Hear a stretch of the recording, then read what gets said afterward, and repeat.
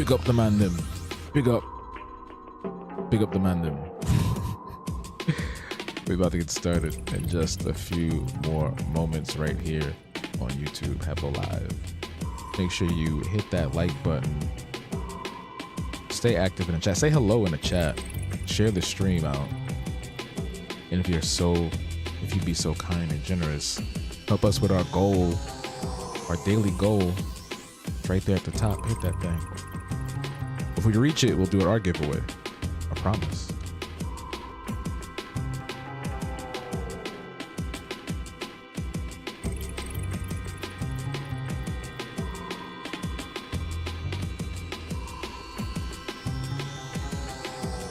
Pacha.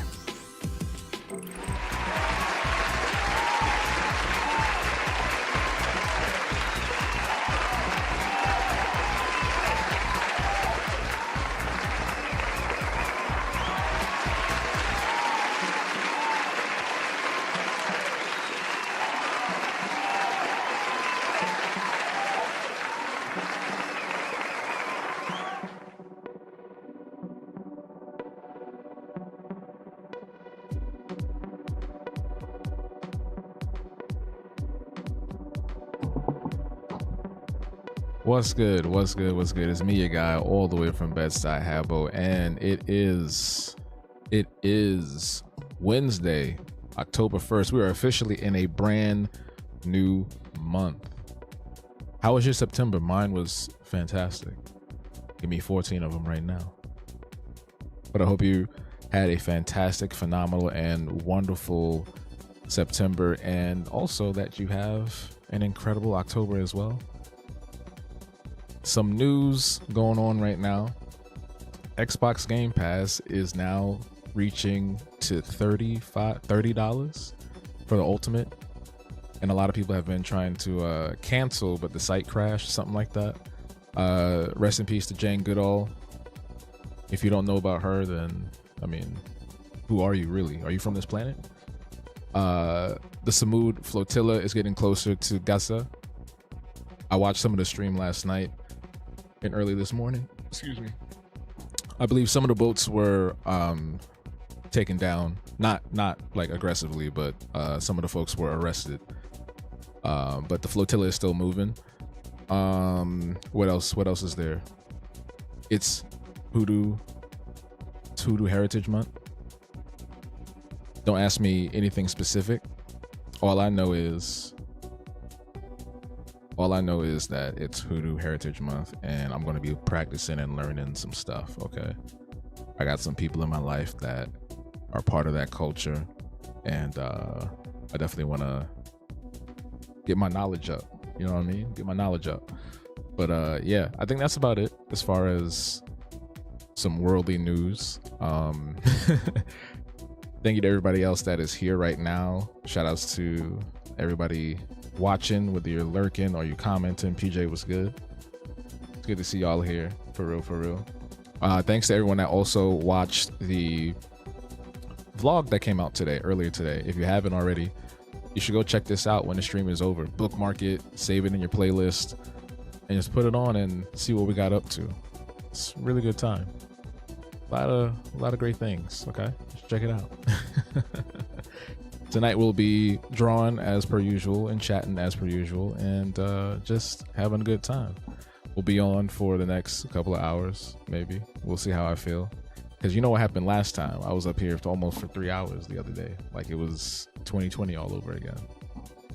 Here is the event schedule for the month of October, just to refresh your memories. I'll always put this up at the beginning, middle, and end of a live stream, so don't worry. And if you forget, you can always go to habtunes.com/schedule and you'll see all of this right there too.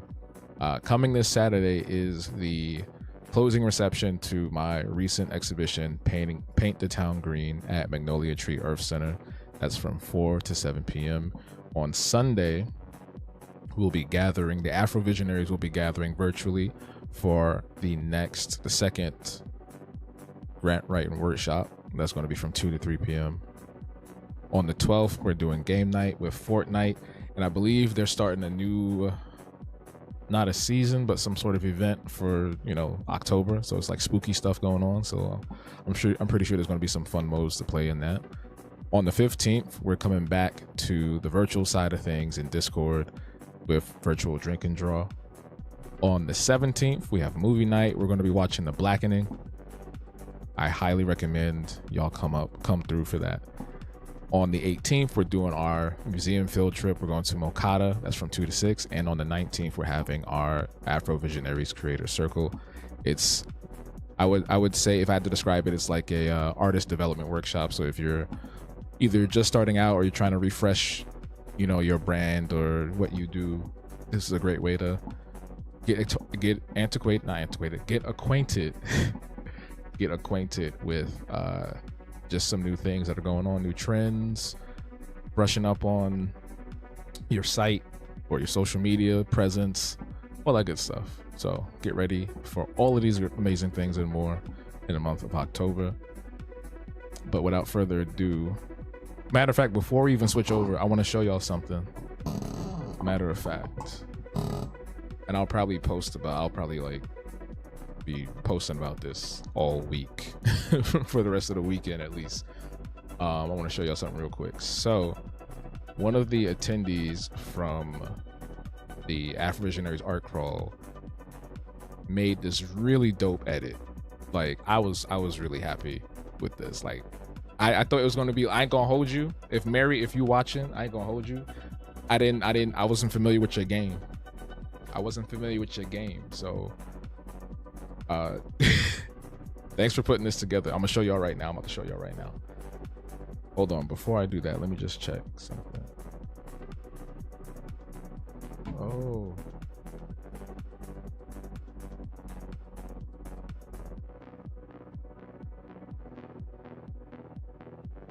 what? People are funny. Oh my god. Sorry, I'm just checking notifications. People are funny in a good way. It's nothing bad. It's just good stuff. Hold on, let me get rid of this too. All right, let me turn this off really quick so that way we focus on the video. I'm gonna make that something scary one time so y'all wake up. Cause I know some of y'all be sleeping. I want to mess with y'all. Just put like a little scream or something on it. Somebody gonna be like, I fell asleep. I got scared. But no. So one of the attendees, and I'll probably show this again if and when more people come through the stream tonight. One of the attendees of the art crawl made this amazing edit. She recorded and edited all herself. And cause she had her phone out the entire time, like just filming stuff. I was like, you and that damn phone, right? So she just finished it and put it up on Instagram. So when you go to my page, her page, you'll see it right there. That's Mary. She's cool. So let's look at it right now. Oh, the sound's not on. Art crawl was the perfect solution. Oh, let me start that over. The Afro Visionaries art crawl was the perfect solution to get me out of my creative and social rut. Come check it out with me. The Afro Visionaries is a Black artist collective that hosts monthly meetups and workshops. This week I got to join them as they toured the Chelsea galleries in New York City. The first stop was the Philippe Lebon Gallery. I was a little surprised to see comics in a gallery, but I have to say the skill of this ink and pencil art is in the detail. Next, we walked over to Princeton in New York for the Data Consciousness Reframing Blackness in Contemporary Print exhibition. As environmental scientists, activists, and artists, this exhibition was my absolute favorite to walk through. They had this cool walk into reality that shows you what people are listening to all around the world, and not gonna lie, I was surprised to hear what people are listening to in Singapore. Waka Flocka Flame! Next, we stopped by the Nathaniel Mary Quinn Echoes from Copeland exhibition. You guys are gonna have to check this one out yourselves because it was really good. Our third stop took us to the Lincoln Glen Gallery to see the slow unfolding abstract art by Fidel Zuba. Finally, we toured A Distance for All, but A Distance from No One, a solo exhibition by Sujin Shuei. The exhibition explores the quiet, collective state of distance and isolation, which I thought was an interesting theme to consider, especially here in New York City. Afterwards, we grabbed lunch at the Chelsea Market, and I got called out for having my phone out. You got that phone. I left this space feeling so activated and connected, and I realized that community is what I've been missing and what I need to get out of this creative rut. Shout out to Havo and the Afro Visionaries. See you next time I'm in the city. You might have to find some other intentional way to stay. Yeah. You're gonna write letters. Carry it. First of all, I didn't know she was recording that whole time. Yo, Mary, I told her, I said, yo, when I get some more bread, you gonna be my editor. You might end up being my videographer too, because I'd be tired of doing everything myself. I got all this stuff that I'd be using. I was like, yo, this is way better than the vlog that I put up, bro. Like the way it's so concise, the editing is sharp, the audio is like everything is so good in this. I'm like, oh my god, I forgot that I did that little stupid thing bending down in front of the camera like that. I forgot that I did that. But yeah, shout outs to Mary. Um, she's an amazing person and an artist and environmentalist as well. She does a lot of work saving the planet, like literally saving the planet. So y'all should support her. Her Instagram is right there, Mary.poppin with 2 N's. And I didn't even notice that she had some text here, a caption. So, how do you get out of a creative rut with the Afro Visionaries? 1, be intentional about community. I think this is the most important. Community and who you have around you can either water your garden or steal from it. That's a fact. Number 2, explore new places that feel right to your spirit. That little feeling of goodness or excitement you have, listen and lean into it as often as you can. What it's telling you to do, to explore, what is it telling you to do? To explore, to seek, or build. 3, develop a praxis of saying yes, within reason, of course. The yes should be a counter to any doubt or negative self-talk. Tell yourself yes to new opportunities, travel, ideas, connections. Your art will thank you. Number 4, live a little. Creativity comes from living. You have to get out of your head, out of your room, studio, house, and into the world to do this. It's not ways about being productive. It's not ways about being productive. More often, it's allowing life to inspire you. That's amazing. And I agree with all of those. I agree with all of those, especially the last one. You have to get out. Have to get out. Especially if that space is not serving you, because you can be in a super duper depressive rut, creative block or whatever, and then that reflects within your home studio or wherever you're at. It's junky, it's mess ups all over the place. If you leave and come back, you never know how you'll feel. Go on a little adventure. You don't have to go too far. Take a day trip somewhere. Who knows? But yeah, this was amazing. I just wanted to share that with y'all. I had to share that with y'all. But we're gonna get into the art making right now, and just listen to some music from Brain FM. Baja baja.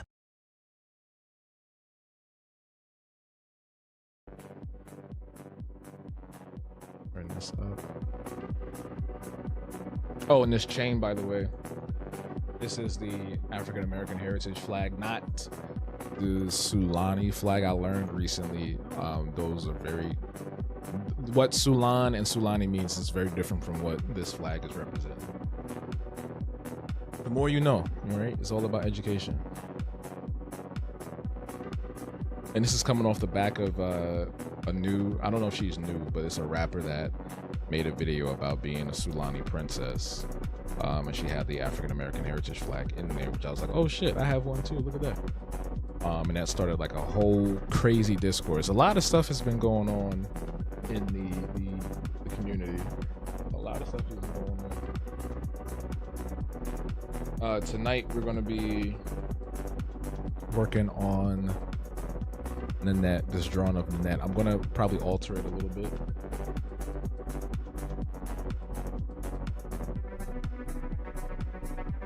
Let's see how it comes out.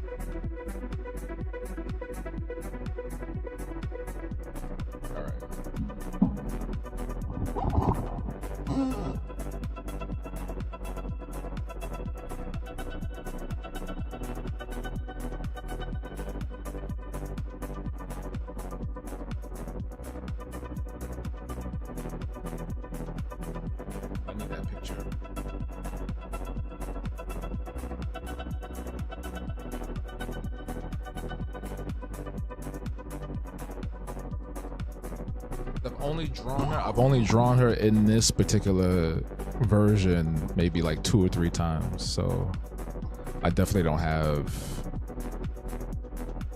like a knack or angle for it yet.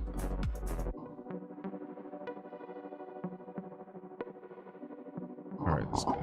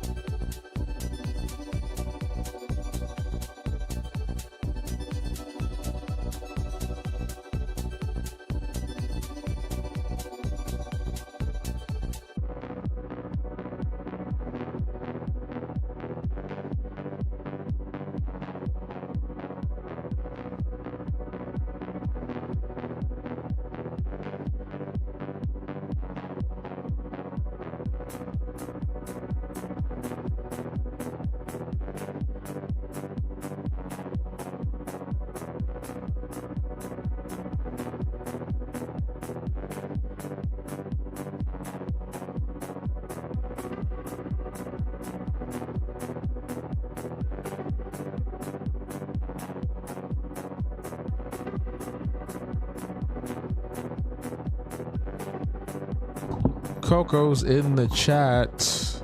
What's up?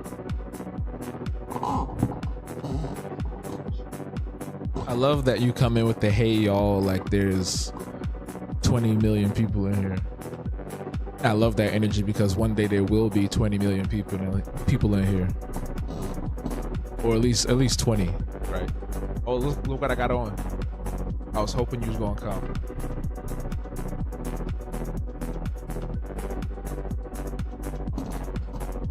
Also, Coco, I don't know if you know, it's Hoodoo Heritage Month. It's Hoodoo Heritage Month.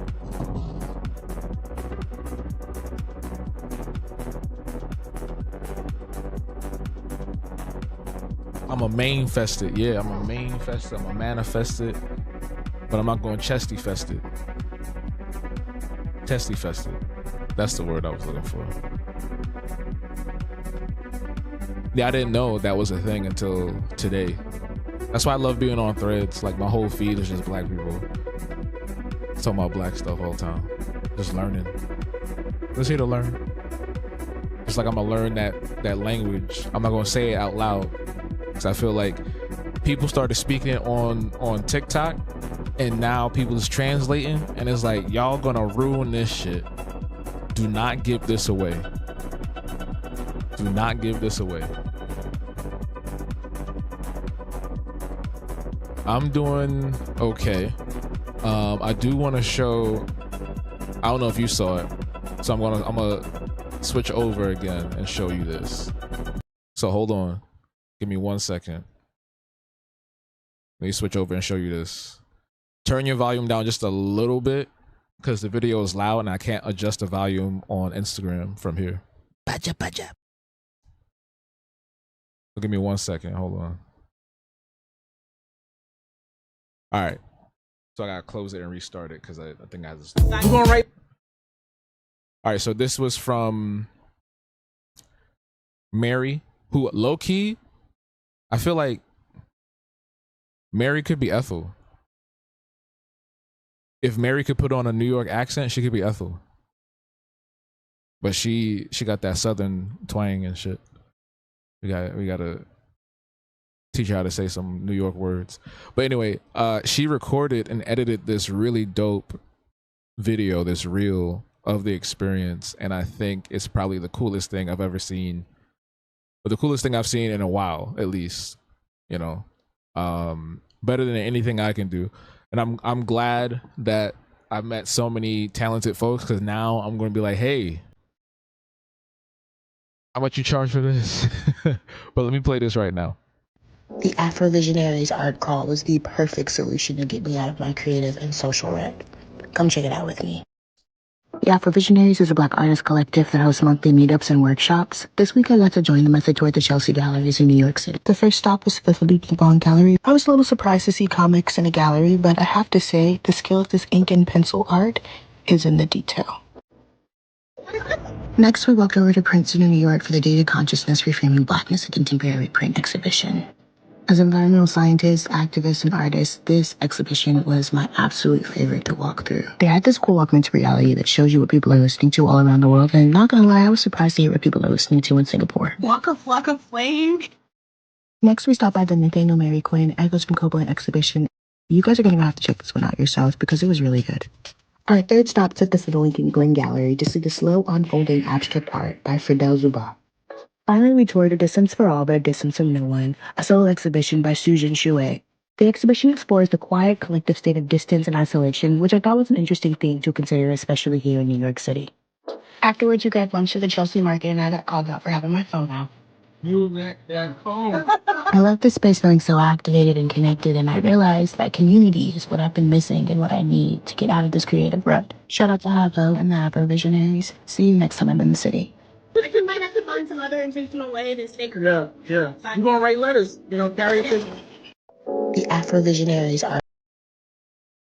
So yeah, that was dope. That was dope. I don't think I could have ever done something that cool.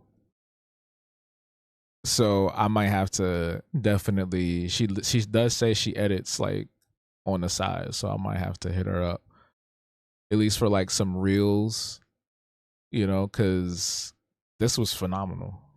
was great editing. Also my fit, I didn't realize my fit was fitting. My thighs was looking type crazy, like in a good way in them shorts. Like I didn't realize that until I saw this video. So yeah. When I get like fit, it's over for y'all.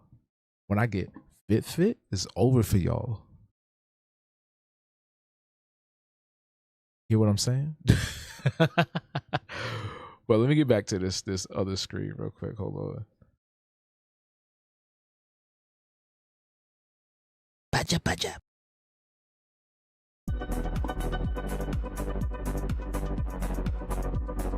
All right.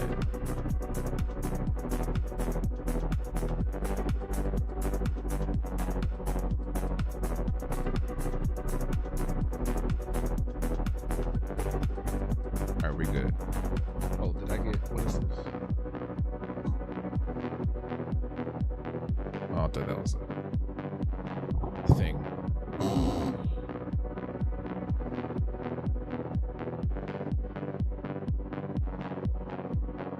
I drew this in 2023. That was 2 years ago. And I haven't touched it since.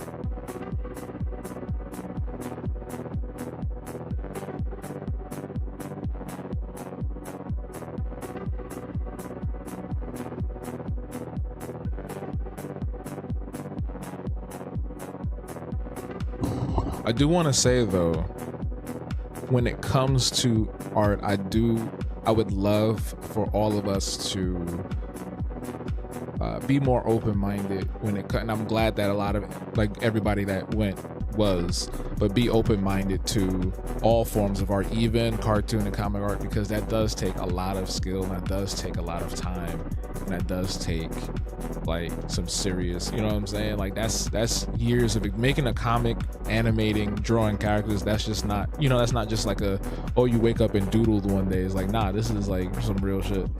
And the work that was presented in Philippe Lebon, I think is a perfect example of showing off that skill. The stuff that I do here also, I believe, shows off that skill. There's plenty other artists that I know of that have immaculate skill in character design and making comics that I want to, because I realize that I've become the cartoon guy in every social circle I'm in. I'm the cartoon guy, the resident cartoon guy, and I'm cool with that.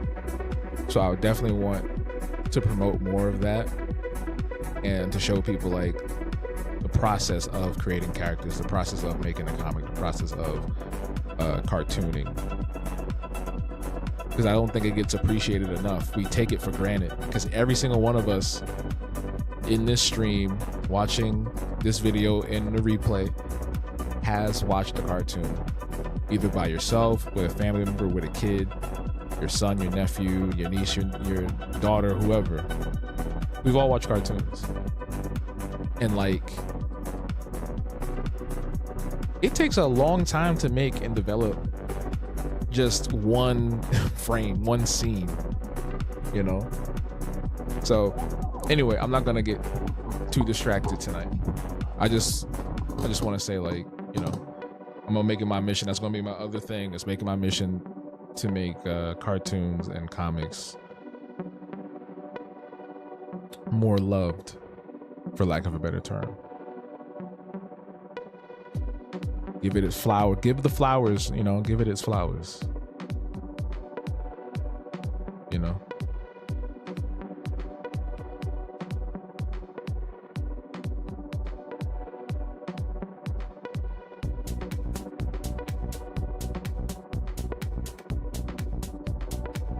I've got a friend, she's also kind of in a similar journey of highlighting an art form that is commonly seen as, you know, not so much childish, but not as refined as other works or other styles and mediums. I'm talking about Gloria. She does the watercolor, you know, and people often kind of dismiss it as like, you know, kind of art. And it's like, no, it's not. That's not how it should be viewed at all. And what Gloria does is actually extraordinary. Yo, Sin was good. Oh, I gotta play this video again. I gotta play the video again. All right, give me like another minute. I'm gonna play the video again so that Sin can see it. Cause I don't think a lot of y'all are on Instagram, so there's no other way for y'all to look at this video anyway that Mary did. But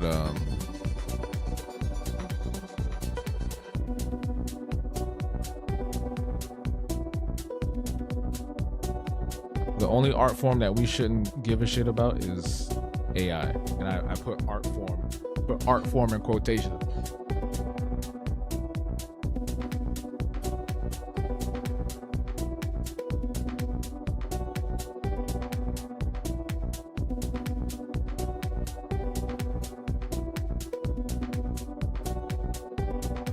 She's wearing a BB sweatshirt. Yeah, that's what she's wearing.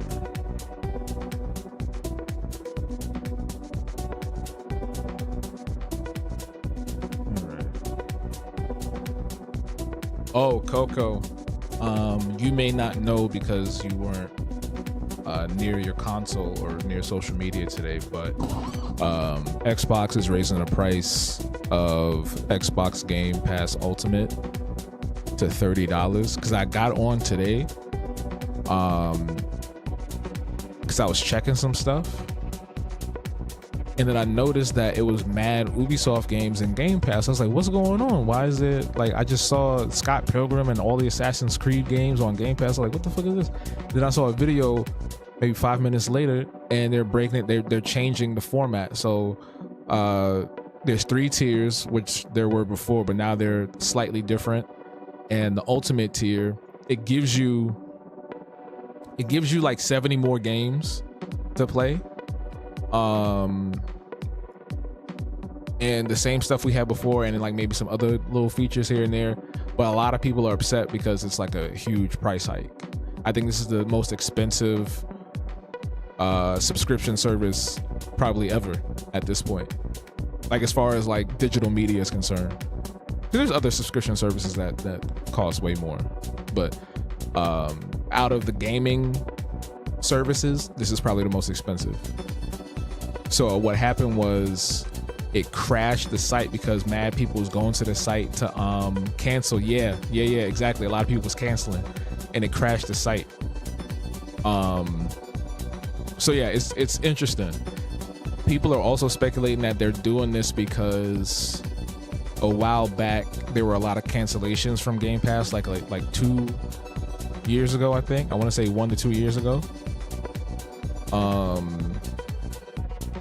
So yeah, there's other tiers though. You don't have to pay for the $30 one. That's the thing. It's not like they bumped it up across the board. So there's still like the core price, and then the middle tier. The core, I think, I don't know what the prices are for those, but it's going to be significantly cheaper, and you're still able to play with your friends. That's the goal, right? You want to play online with your friends and stuff like that, and play all the free games. It's just going to be a little limited on how much you can play, how many titles are on offer, and et cetera, et cetera. $30 is a lot. $30 is a lot, but that's also like, how can I put this? I feel like when it comes to video games, it's a luxury. You know what I'm saying? Like, I'm not, like, I don't agree with it being $30 specifically, but the fact that like it is offering you a lot of different things in it, it's a luxury thing. Like, it's a luxury form of entertainment. It's not like you're buying, it's not like it's food. You get what I'm saying? It's not like it's food. I'd be more concerned about other things getting higher, like the cost of just video games at a flat rate. So like video games being $70 to $80 now, that's a standard across the board with Nintendo, Microsoft, Sony. The fact that when you purchase a digital game that you don't own it across the board, so that's all the console systems and Steam. According to what PJ said the other day, Steam also has that issue as well. So I think we can also focus on that side of it too. because gaming has exploded in a way where they're trying to catch the leaves as they fall, and they're coming up with all these different price ranges and items and tiers and whatnot. It's become a business. So I'm not too upset about it, but I know other people are. So I feel for those folks, and I do understand where that anger will come from. Game Pass does have tiers, yes. They've had it for a while now. Also, Sony has the same thing. PSN has tiers, and then Nintendo doesn't yet, but Nintendo does have different options on the online service. But most of these things have advanced like monetization mechanisms already, and they have been for like maybe the last 2-3 years, especially when this new generation came out. There's no reasons for prices to be like this, but I also will say that we haven't gotten to a place of regulation, right? Because remember, years ago, see, y'all got me talking now. See, now I'm talking. So years ago, I want to say, what was that? The Xbox 360 generation. If PJ's still here, he can also vouch for this. Video games had like a pretty standard rate, because in the 90s, like the 80s to the 90s, you were still paying like $70, $80 for games. Like games back in the day actually used to cost $70, $80. We just didn't know it because we were babies, and babies don't know nothing. But by the time we became, teenagers and adults, games had like a standard price range. So the most you would pay for a game, like when I was in high school and college, the most you would pay for a game would be like $40 to $50. And then it went up to $60, like 7 years ago. What we're seeing now is the ballooning of the game industry is inflating to the point where things don't make sense at all. On top of the fact that a lot of the employees of these companies and publishers aren't getting paid well. The fact that we have Saudi Arabia buying out a private firm from Saudi Arabia buying out Electronic Arts is crazy. That's going to snowball if we do not figure something out. And I don't know what that something is at this point. But if we don't figure something out, that's going to snowball into something way worse than what we're experiencing right now. I'm paying for the Game Pass because I like the service that it provides and playing with my friends whenever I can. So I'm not canceling my service, because for some folks, for some of the people I connect with, that's the only way I can connect with them. But in other regards though, right, it's figuring out where to put your money at, and then where we need to start, throwing shit around. You know what I'm saying?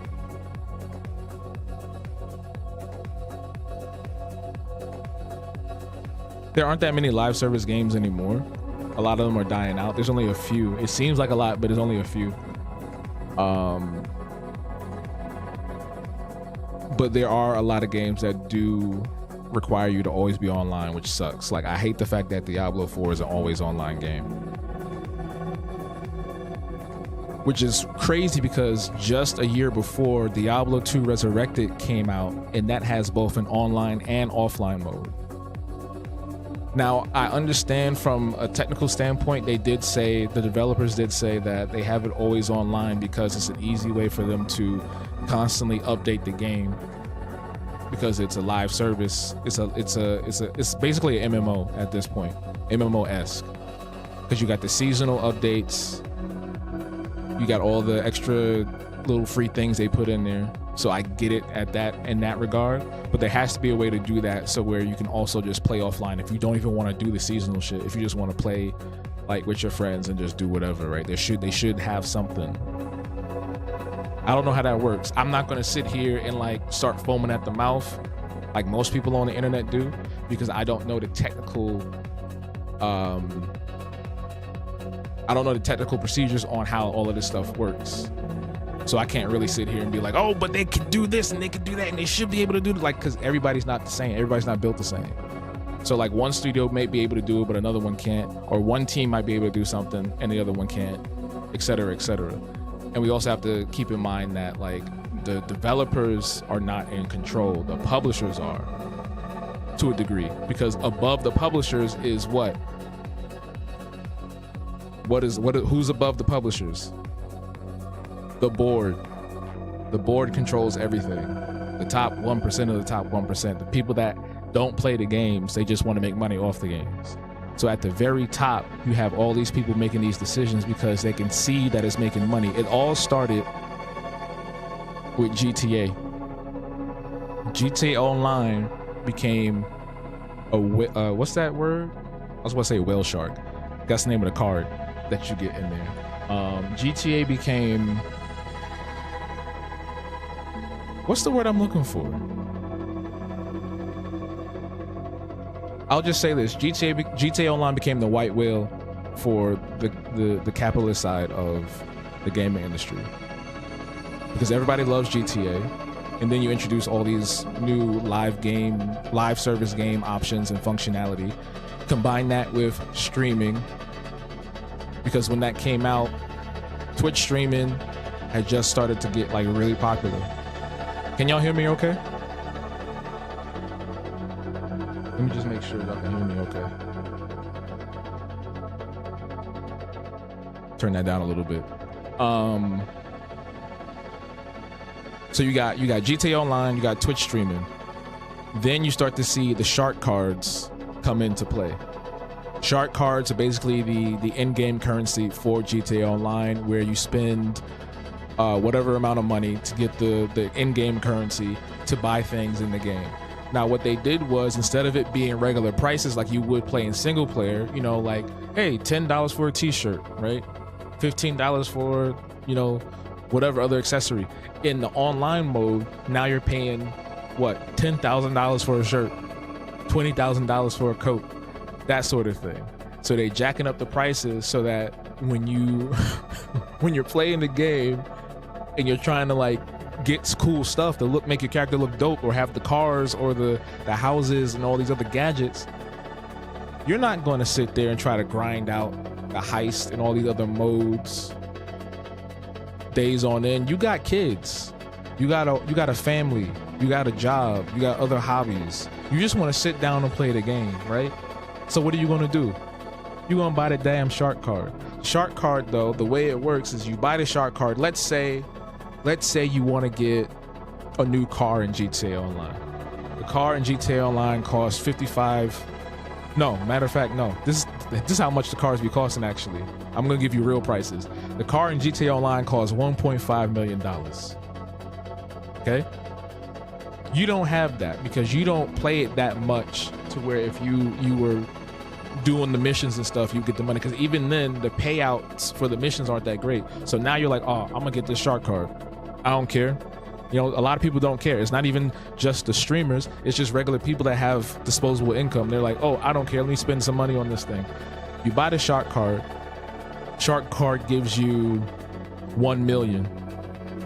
So now you're off 500,000, right? So you get the car, you're off the 500,000. You get the car because you spend the money. You want to spend more, so you get another shark card because you need the exact amount. But then you buy the car and you get the cars in your garage. Now you got to upgrade the car. Now you got to get the features, because you can't drive around with the fancy car without the fancy add-ons to it. You know, stupid shit on the dashboard, nitro, lights, armor, plates, whatever other thing they got on it now. So that's going to cost you another $250,000 maybe or more. Now you're buying another shark card. But the thing is, you're buying at a deficit because you're not getting the exact amount. You're getting a preset, pre-made amount of in-game money. So you have to keep spending and spending and spending. This is what also the streamers were doing. And because you're young and impressionable, or you're middle-aged and impressionable, you want to be just like the streamer. The streamer has all the cool stuff. It makes it look fun. They're screaming, they're yelling, they're hooting and hollering, and they're jumping out their chair. They're doing stupid skits and all kinds of stuff with the buzzard, or the what's the other thing? What's the other thing called? What was the thing called? The oppressor, the flying bike thing. Everybody had that back in the day. Or you want the ruin, or you want the flying car, all these stupid shit. You want the jetpack, all this stuff. Gotta buy all the money.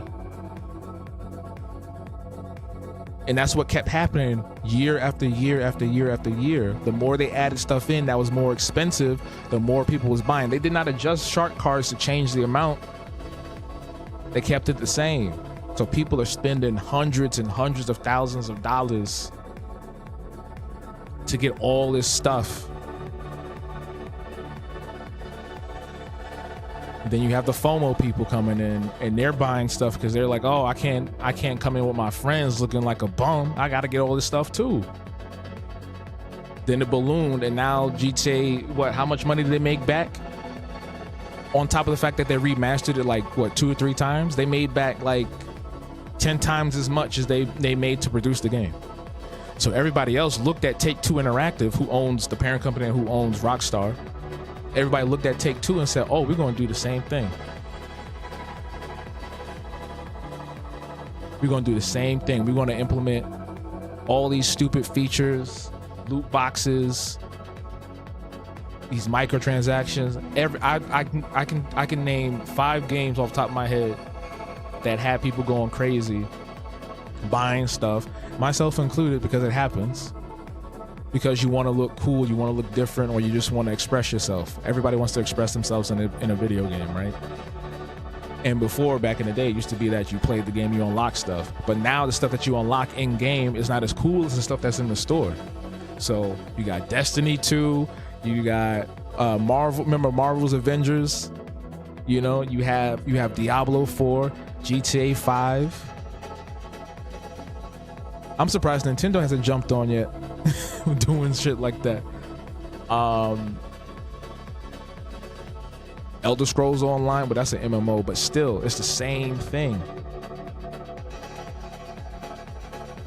So you have a lot of these bigger publishers, these AAAs, quadruple A's, they're focusing on selling you trinkets instead of making like quality, DLC or expansion packs. Look at The Sims. Everybody in this chat right now probably has bought 1 or 2 Sims packs or more.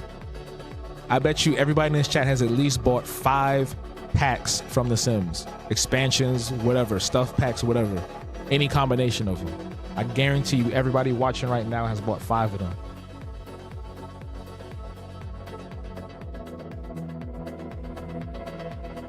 And the crazy thing is that the more they make them, the less you get back.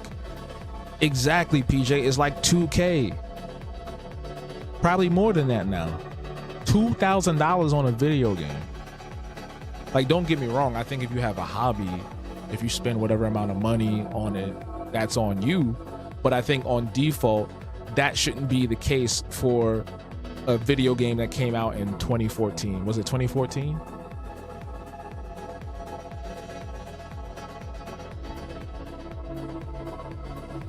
I'm not saying the amount spent necessarily is bad, because people have spent way more on other things, other hobbies.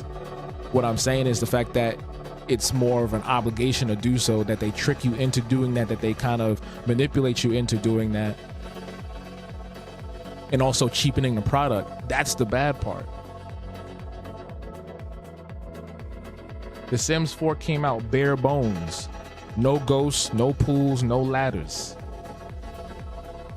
They said, these people, they're not going to care. They're going to keep buying it. They're going to keep buying. Don't worry.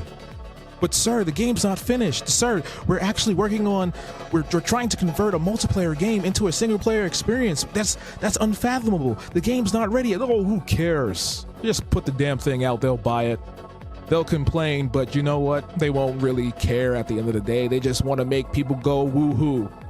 They just want to make people woohoo. They just want to make silly videos on YouTube about 100 baby challenges and create mods. That's all they care about. Put it out. So then they put the game out. They put the first few expansions out. Wasn't the first pack like some stupid? Oh my God, what was it? It was something really stupid. I think it had like pets. It was My Pet stuff or something like that. It's the lowest rated pack in the entire like pantheon of The Sims 4 content. How did we get here? Oh, Game Pass. Corporate greed, capitalism, hobbies, costing too much. I'm not knocking nobody spending a exorbitant amount of money on video games, because I've seen people spend an exorbitant amount of money on food. I've seen people spend an exorbitant amount of money on cars, football games, sports games, travel, like all these different things. You know, everybody has their vice. What I'm saying is, ours is not by choice to a degree. It's out of necessity, especially if you're playing an online multiplayer game. Look at Call of Duty. I forgot about that one. Fortnite, there's another one too. As much as I like Fortnite as an artistic experience,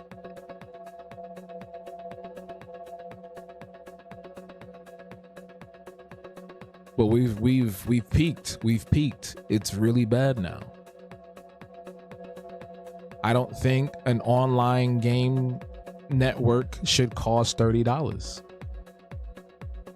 When Game Pass was $14, $15, that was cool. That was reasonable.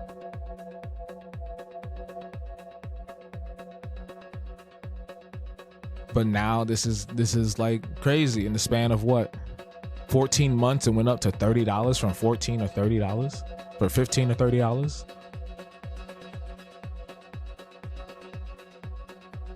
Not everybody can afford that. Not everybody wants to pay that. Not everybody should be paying that. Also, the other day, the CEO of Ticketmaster was like, "Oh, we want to charge more for concerts." He talking about spending hundreds of dollars or more, thousands of dollars. He said he thinks that you should pay thousands of dollars to go see Beyonce or a sports game.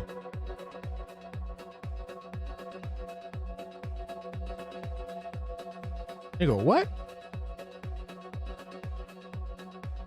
And this is what we're dealing with. Granted, it's not like, this is not the end of the world. You know what I'm saying? This is just entertainment and digital media. It's not like this is us paying for air, but it's still bad. It's still insane. Imagine having kids right now. Imagine having kids right now who own whatever device and they want to play all the games, the new shit. If you got a kid, they're most likely playing Call of Duty or Fortnite or any live service game. Y'all remember when that kid spent $7,000 on V-Bucks? First of all, back then when he did that, there was barely anything to buy. Like, I don't know what you was buying for $7,000.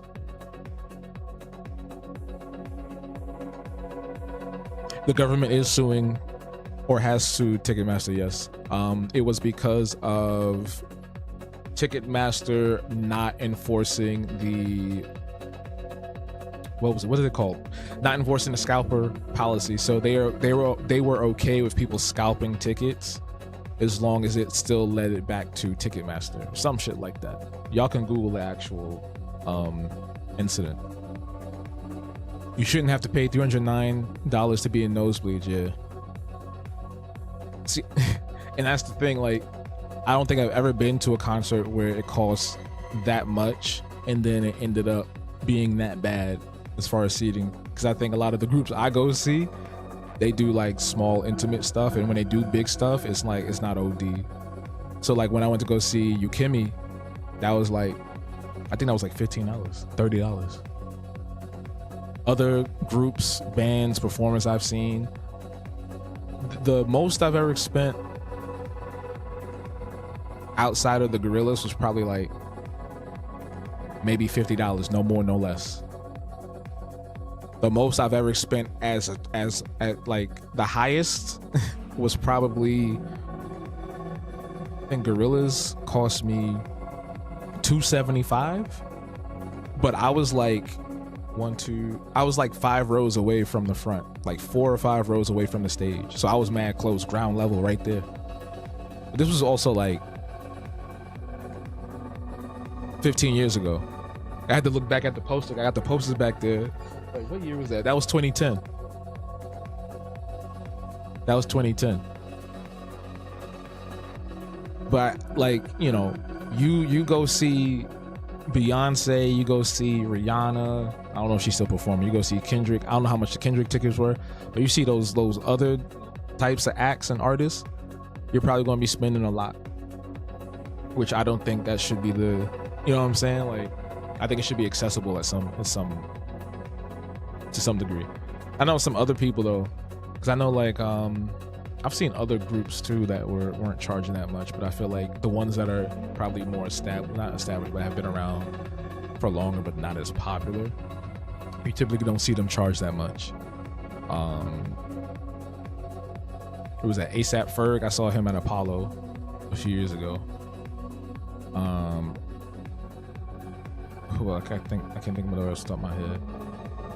But yeah, Coco says Missy was 215 row 4. That's not bad. Kendrick was 300. Wow. $50 for general admission or standard. Yeah. No, that's my experience whenever I go see something.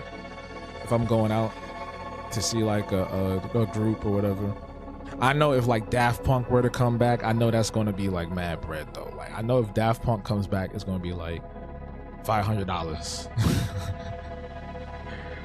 to sit on the roof. To sit on the roof. I would love to see Kendrick live, but not for $300 though. At most, I would pay like maybe $275, just like I paid for Gorillas. I think $275 is a cool number, but even still, it's like if I'm paying $275 to see somebody perform, it should come with some perks and benefits, right? Like, let me have like some free, like a free cup of water or something. Get what I'm saying? Because you're not paying for the artist necessarily, right? You're paying for the venue space, for them being in the venue. I think that's how that works.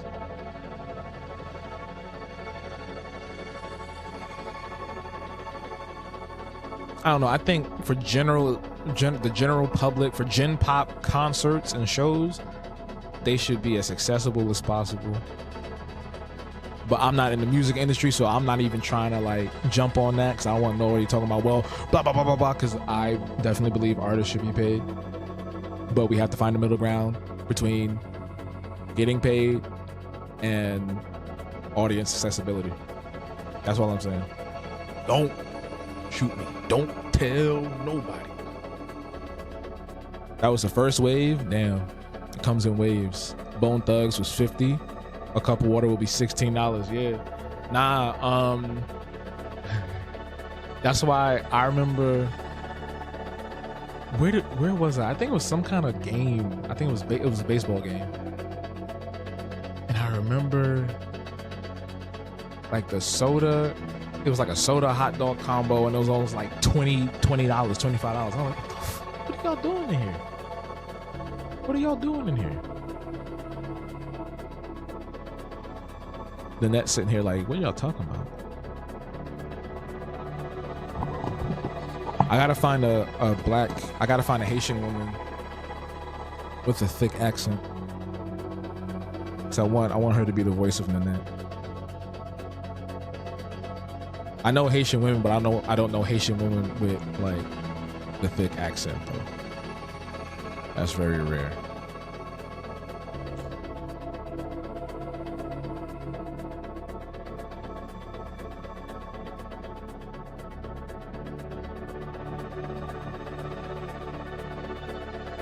The ones I didn't know, I don't even know where they at anymore. I do not know. took your mom to the Cubs game a few years ago. The price was crazy. Yeah. Oh yeah, I remember when you did that. Yeah, nah. I want to see a Liberty game. I want to take my dad. I think he would like it. I would love to see a Liberty game. Maybe I'll bump into Spike Lee again and be like, yo, nigga, you ain't call me back.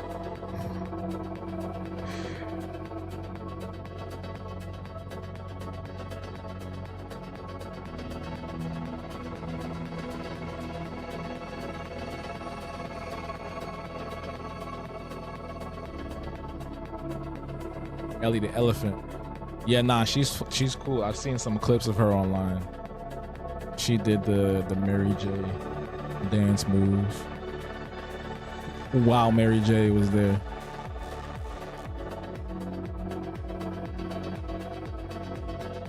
Oh, this is her head. Get rid of that.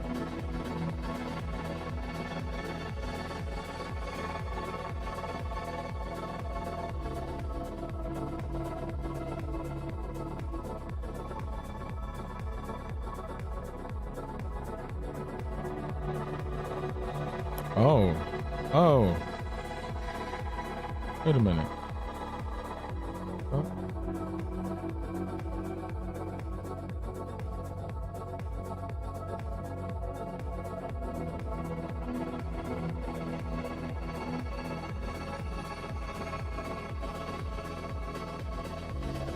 Okay. That's better. That was like, that's kind of going off ahead a little bit. Oh, is Sin still here? I wanted to play the video again.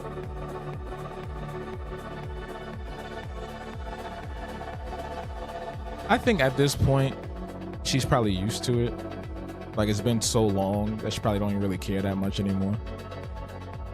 But I don't know her personally to say that. But I feel like at this point, like, what you gonna do? Right?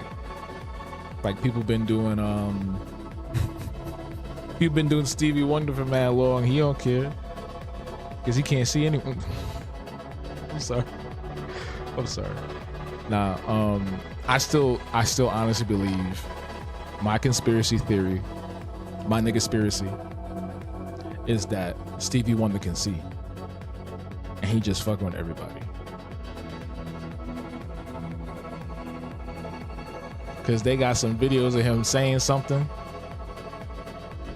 He said, I forgot what he said. I forgot what it was. He was joking, but I was like, I don't know, man. You might be messing with us, man. Imagine though we find that out at the end of everything.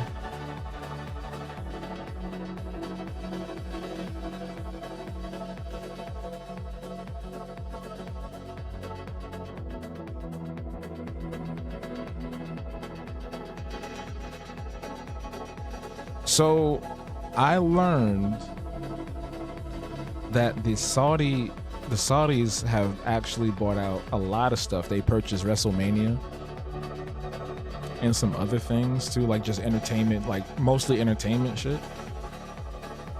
And I'm like, that's freaky. I don't like that. That seems something's not right about that. That's a bit strange. That's a bit strange. What are you doing? What are you buying that for?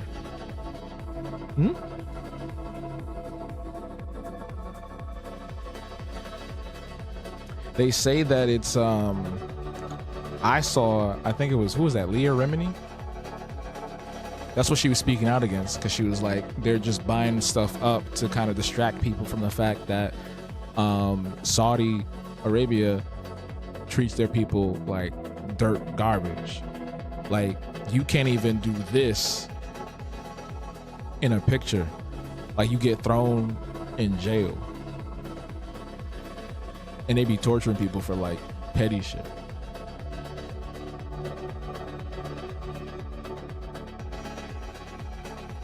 That's what I've been learning. That's what I've been reading up on. Don't take my word for it though. I don't want to misquote or misrepresent anything, but that's just what I've been learning about. So they're buying up all these entertainment industries or pieces of the entertainment industry,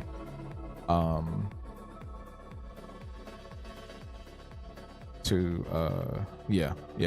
cover up some stuff.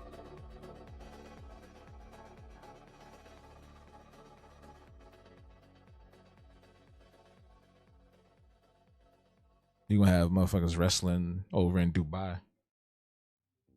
I think there was something about Bill Burr too. Something happened with Bill Burr. But I'm not surprised. I knew eventually something was gonna come out about Bill Burr.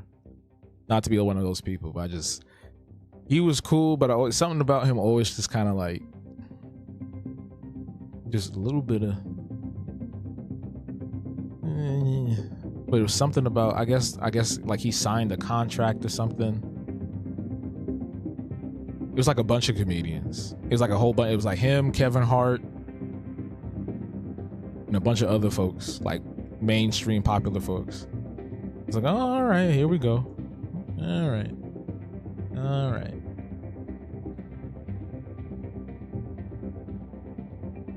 But I'm not gonna jump on any accusations or anything like that just yet. Like, just dogging people out. I just want to learn more. So I'm just hearing stuff. I don't know shit about shit. Again, look it up yourself. Do not quote me. I didn't make the news. I was just reading some headlines, okay? Also, everybody send, I was gonna say your thoughts and prayers, but just, send some, that sounds, everything that I just thought about saying just sounds terrible.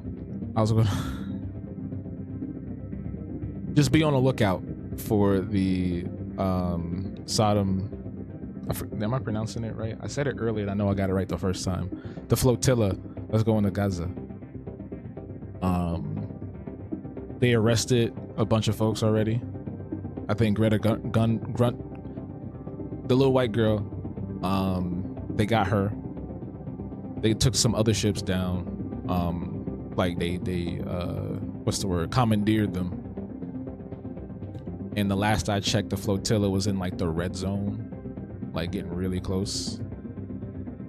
And Israel wants to, can I say their name on YouTube?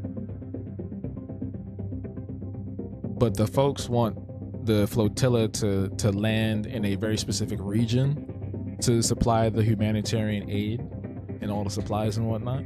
And they're like, nah, we're not doing that. We're going straight to Gaza. We're going straight over to Gaza. So, as they said, all eyes on the flotilla. I think Spain had pulled out from protection. Something happened with Italy. But yeah, it's looking pretty wild right now with them.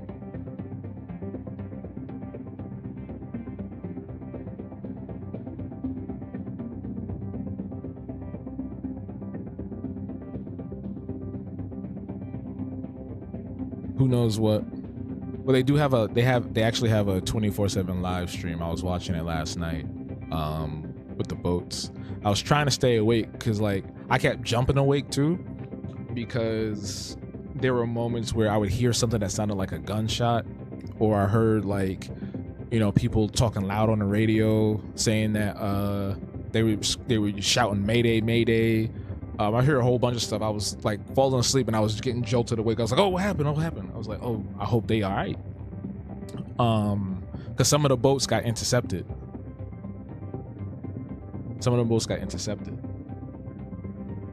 But I don't think anybody was like harmed. Thankfully.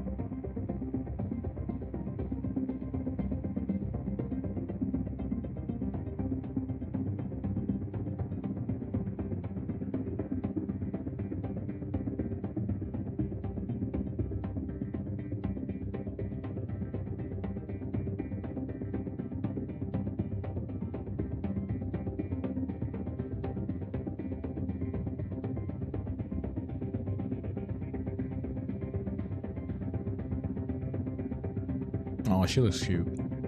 She looks cute.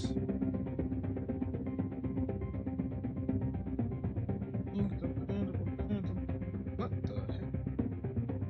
1 second. Yo, tell me what. Yo, it's so what threads. I love threads. It's so bizarre because you can say anything and just be like the main character for the day or just for a few hours, or it'll just get like a lot of traction on random shit. So I made a post and said a motherfucker will have a whole favorite X-Men and still be racist. And like the first hour, I ain't really like get no reaction to it. And then over the course of the day, right now it's currently sitting at 4.8 thousand likes, 531 reposts, 77 shares,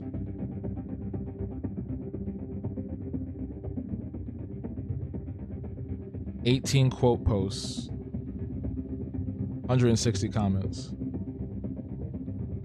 And people are like actually debating each other in the comment section. That's the crazy. That's the part that really be getting me, because it'll be somebody else say something and then now they arguing with somebody else. I'm like, what is going on?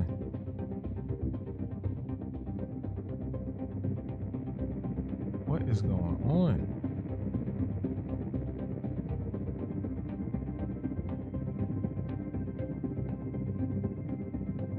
Okay, so I just saw an update. Now that I'm on Threads again, I just saw an update about the flotilla. 30 boats are still sailing to Gussa. I think they started off with like 60, or they started out with like a larger number. But yeah.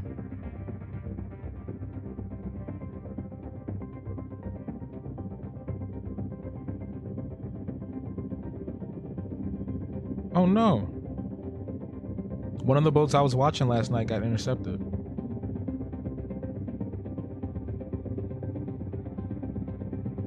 I hope they alright, for real.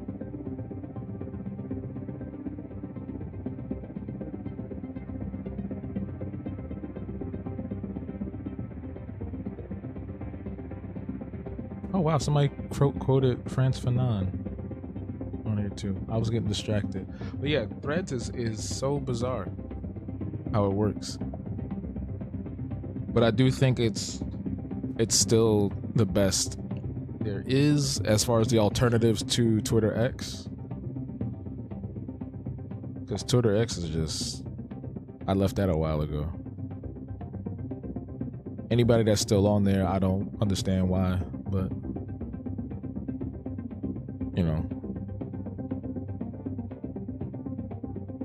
it is what it is, I guess.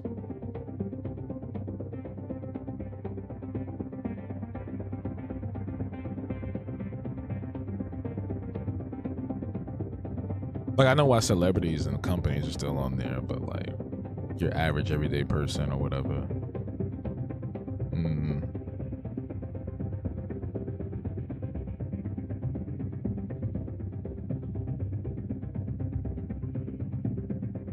Because as soon as they said that nigga Elon bought that, I was out. I downloaded whatever I could, you know, I preserved whatever I could. But other than that, I was like, I'm jumping off. And it sucked because at this time, I was also still like growing on the platform. I was getting somewhere with it, but it's fine.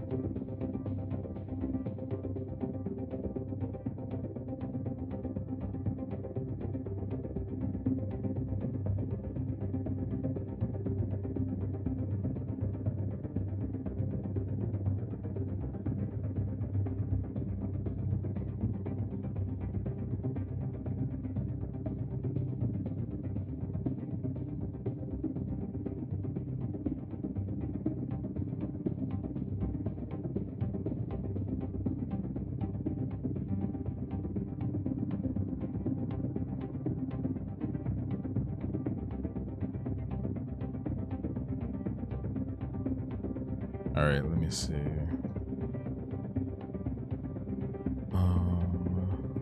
need you to take your shades off with me, darling. Oh, it can't because that's the same layer. Alright, that's fine. I think this was the color anyway. I think I used the same color for the eyes and the teeth, so it's fine.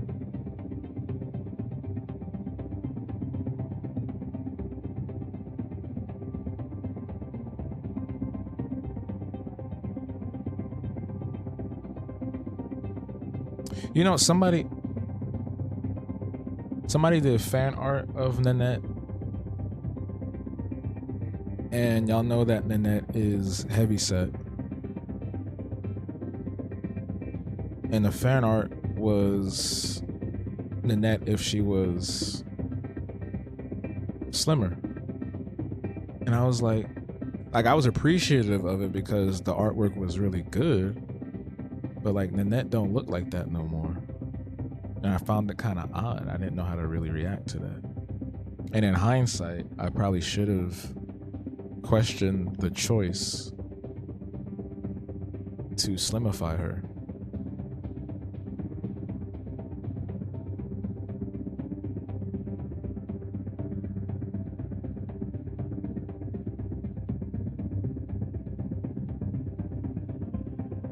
Because this person did all the other characters like pretty perfectly, like kind of similar to their original design, but then that was completely changed.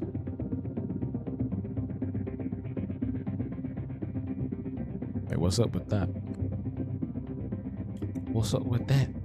What's up with that? Ooh wee. What's up with that?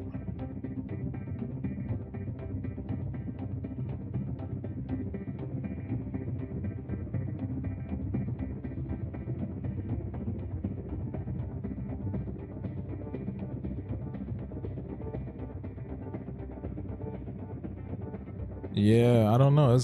Yeah, that was very peculiar, Coco. And you know who did it too.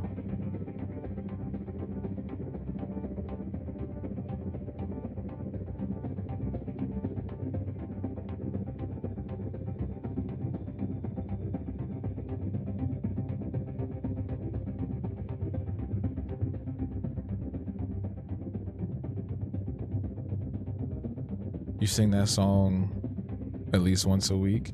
That's my favorite SNL character that Keenan's ever done.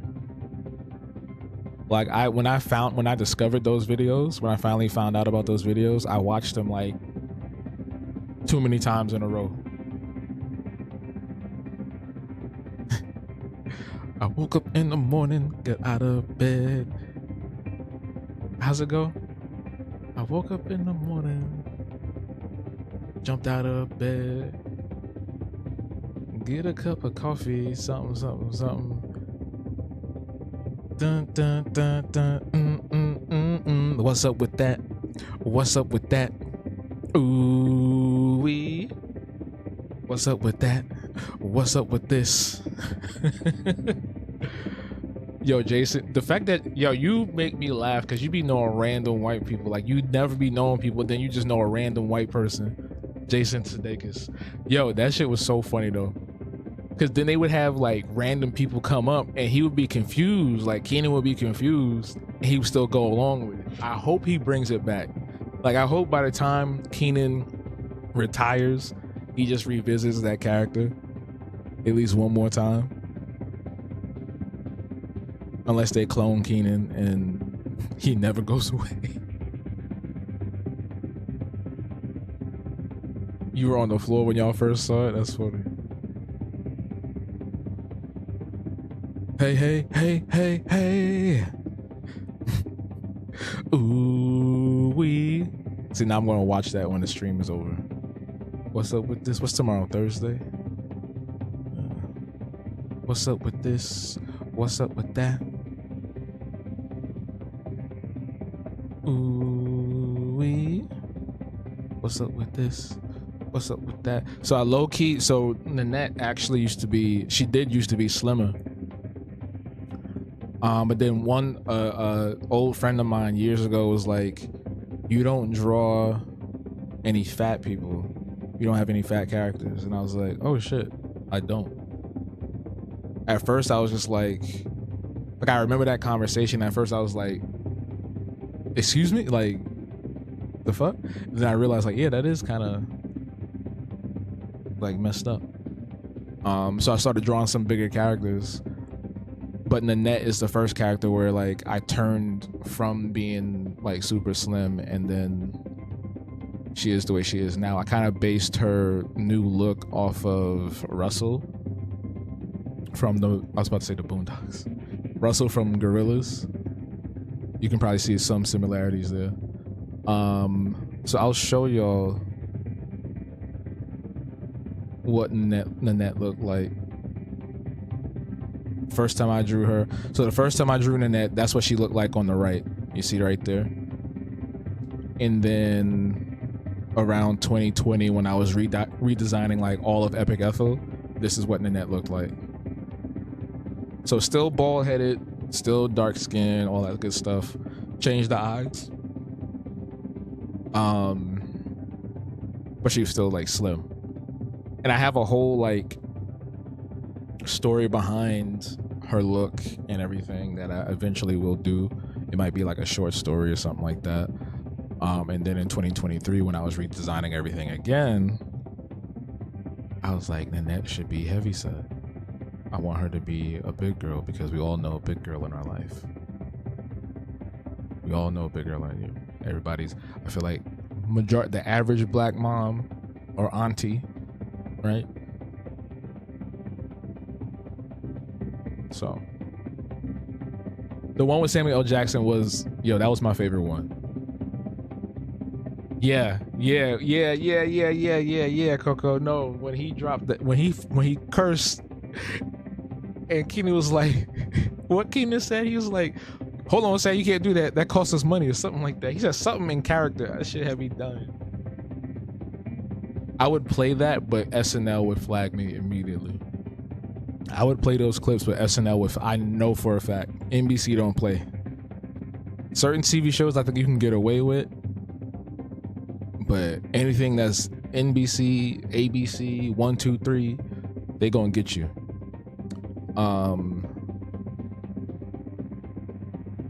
This was also another good one I liked of the middle tier.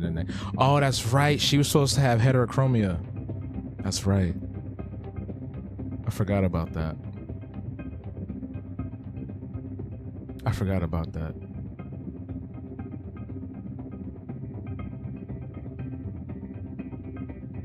This one I never finished. Hold on, I forgot about this one. In this one I started, I forget, what year was this? This was 2020 as well? It's not opening. There we go. It was supposed to be like a realistic one based off this singer that I know. And I never finished it. I might as well finish it this year. I just put it out. But that's like 5 years old. It's crazy. It's crazy. That's crazy, fam. Here's another one. This was the very first negative Nanette. What year was this? 2012? I think this was 2012. This was the very first negative Nanette. So look at the transition, right? So we got 2012, 2013, 2020, and now we're in 2025. Well, this is 2023. And then obviously 2025 is basically 2023, just slightly tweaked. Slightly. Derek Washington, 2023. If anybody knows who Derek Washington is, you are just as addicted to TikTok as I am. Hey, we just got another. Okay, cool. Nice. And I kind of want to find a way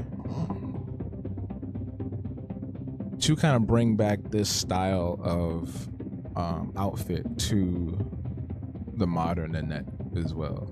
Because what I was going for was like classy, goth, girl type vibes. You know, with the fishnet leggings, you know, tank top, punk, you know, you're like, you know, something very alternative, because that's what Nanette is. So I'm gonna figure that out, because I don't want her to be in sweaters and shit all the time. That's whack. You love the evolution of Nanette. Sorry for the misspelling. What did you misspell? Everything spelled perfectly on my end. I don't know what you saw. But yeah, I would love to find if you are, listen, if you are a Haitian woman, if you have the accent, like authentic accent, please hit me up, please. Because originally I just wanted like just any black French woman, but I want specifically a Haitian woman with the accent, or that can do the accent.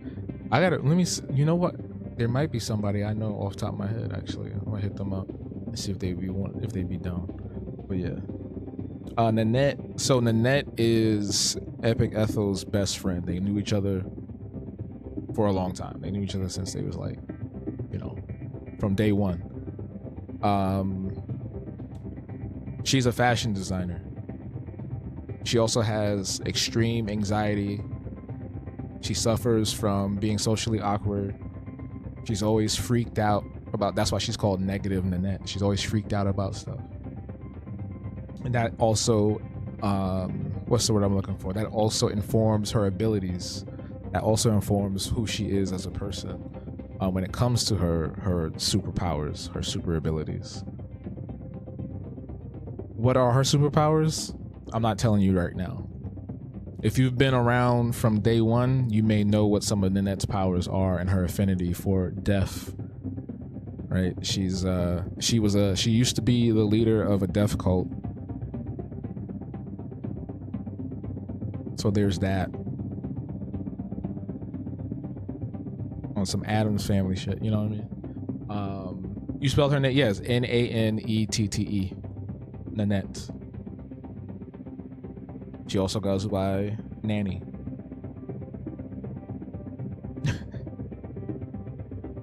Well, let me see something. Damn, it's almost, we've been sitting here mad long. You know what happened? Because we just ended up talking about daggone video games the whole time. Also, y'all, hey, somebody put something towards the goal. Y'all want to do the art giveaway? We're going to do an art giveaway. If we get 15 super chats, they're $2. If we get 15 super chats, you'll see the goal at the top right there.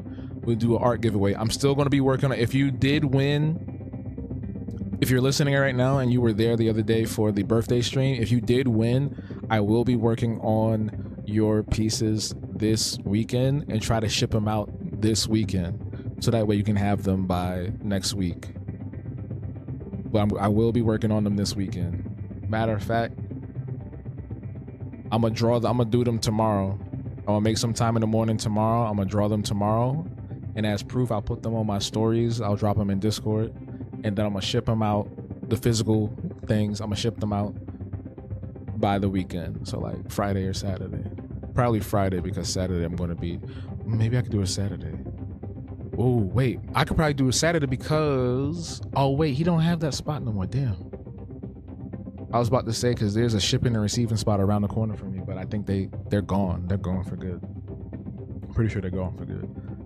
But either way, it's happening this week. So that goal right there, if we get to that before the stream is over, we'll have an art giveaway. And that'll be for anybody in the chat. We'll pick folks in the chat. We'll pick 1 or 2 people in the chat. You just have to be comfortable with giving me your address, and then I'll ship it to you. What is this here? Is this real?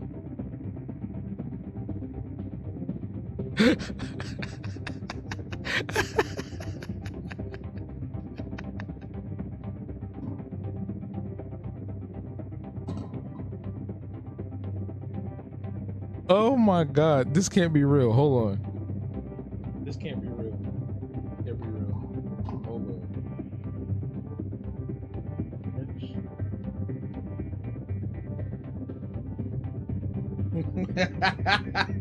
What is this?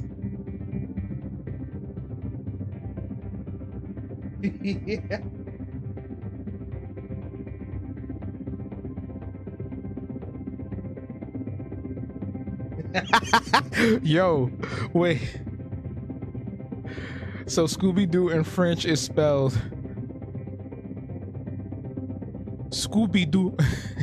I'm gonna type it in the chat. I'm gonna type how it was spelled in the chat right now. French Scooby-Doo is spelled S.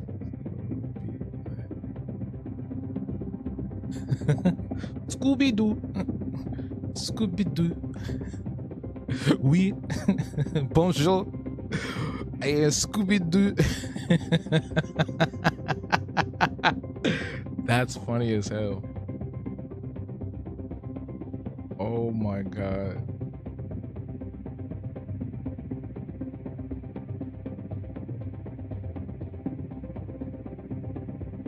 That is prime. Yo, if y'all could see the picture that accompanies the name. Yo, this is prime, bro. Scooby-Doo. Scooby-Doo. Bonjour. Comment allez-vous? Hold on. There was something else. I just forgot that fast. There was something else I wanted to look up. I forgot that fast. What the hell?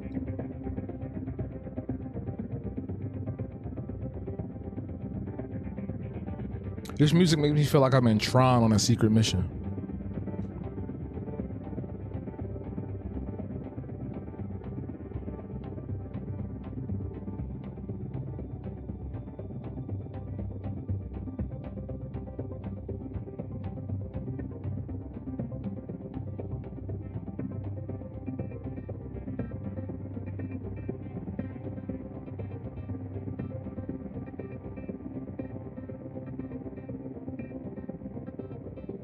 Oh, that was the other thing. They're putting Fortnite Crew in Game Pass next month. That was the other thing. That's why it's $30. They putting all this shit in there.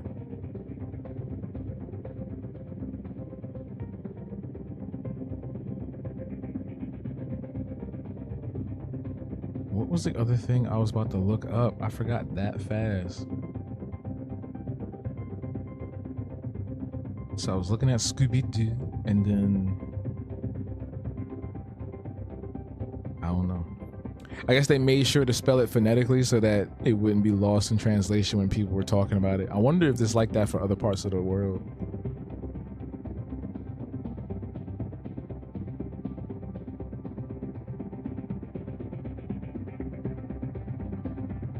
And speaking of Scooby-Doo, I always thought it was weird in Doctor Strange and the Multiverse of Madness, where he randomly says Scooby-Doo that shit. Where did that line come from? Who wrote that? That doesn't seem like something that would be said at any point in this film for any reason, let alone by Doctor Strange. Also, there was no Scooby-Doo mystery happening. Not necessarily. Like, what does Scooby-Doo this shit even mean? That was such a weird line. That threw me off the entire movie. That took me out of the movie. When he said Scooby-Doo that shit, I was lost. I was never found.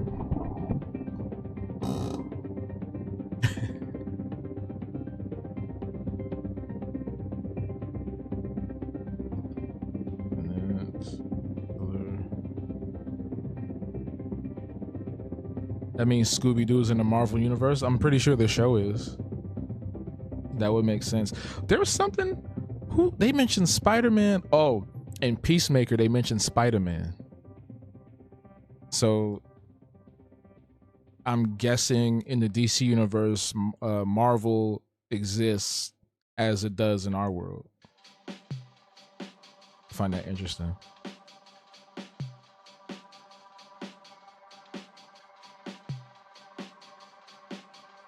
I find that very interesting.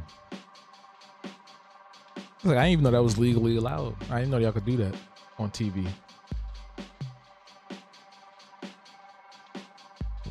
DC and Marvel exist in each other's. Oh, I didn't know that, PJ. That's so funny. That's not funny. Inside joke.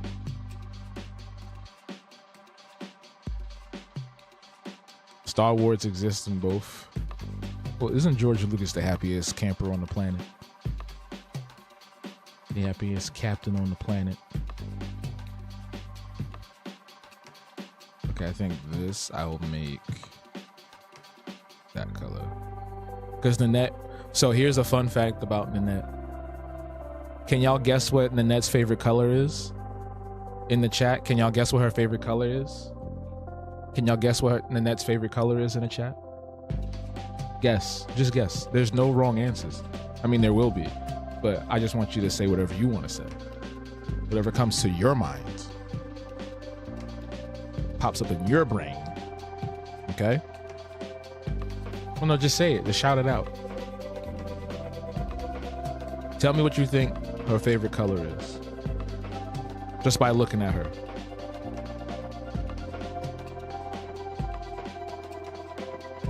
Marvel. They say it like Marvel. There actually is a character named Marvel. This dude says mustard yellow. This lady said, gray. So, her favorite color, you would think would be gray. Like Coco said, you may think it's black. It's actually pink. So, Nanette sees colors differently. So what she believes she's wearing is colorful, but what she actually has on is black. It's part of her story, her backstory. There's a condition that she has.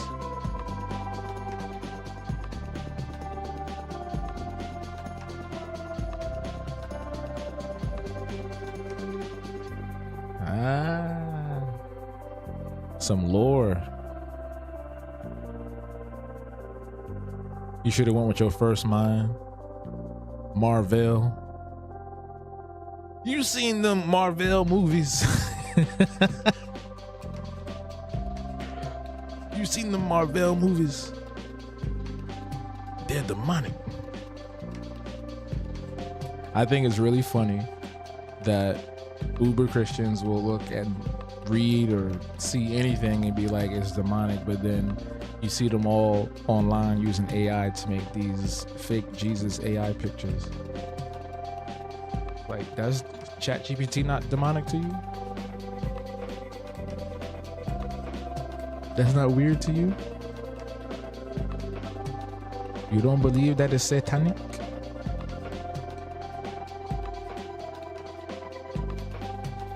Also, wouldn't it be sacrilegious to be doing that? Like, to manipulate his image in that way, to do like random things or something like that? I know you can't do that with Muhammad, the Prophet Muhammad. You do that and you getting it's over for you. This is the end for you. All right, now that Synergy is back, I'm gonna play the video. Give me 1 second, y'all. Let me pause the music first. Also, that music sounded like I was playing Spyro the Dragon. That sounded like some Spyro the Dragon music, right? That sounded like Spyro the Dragon. Okay, 1 second. Baja. So I'm gonna ask y'all again to turn your volume down just a little bit for this particular video because it's really loud and I don't have a way to turn down the volume on Instagram. So just turn your volume down. I'm gonna give y'all like 5 seconds. 4, 3, 2, 1. So you see this woman right here that looks like she could be Epic Ethel? I'm going to convince her to do it. I'm going to convince Mary to do it. I'm pretty sure I could. She came through to the Afrovisionaries art crawl that we had on Saturday, and she recorded and edited this really dope video that recapped the entire experience. and it's the coolest thing. It's absolutely amazing. It's very like modern and very influencer vibes, you know, like that type of style that we love to see, but not in like the corny way, like the white girls be doing, like get ready with me, and I'm gonna have fun. But yeah, so we're gonna play this and just be excited. Like this is so cool.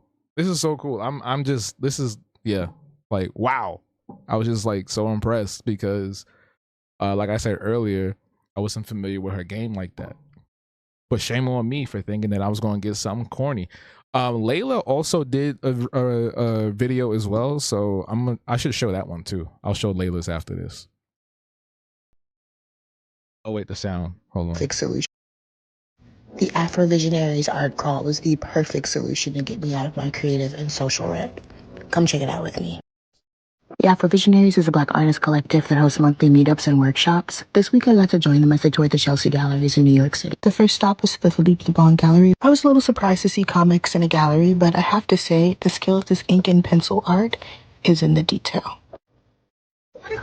Next, we walked over to Princeton in New York for the Data Consciousness Reframing Blackness in Contemporary Print exhibition.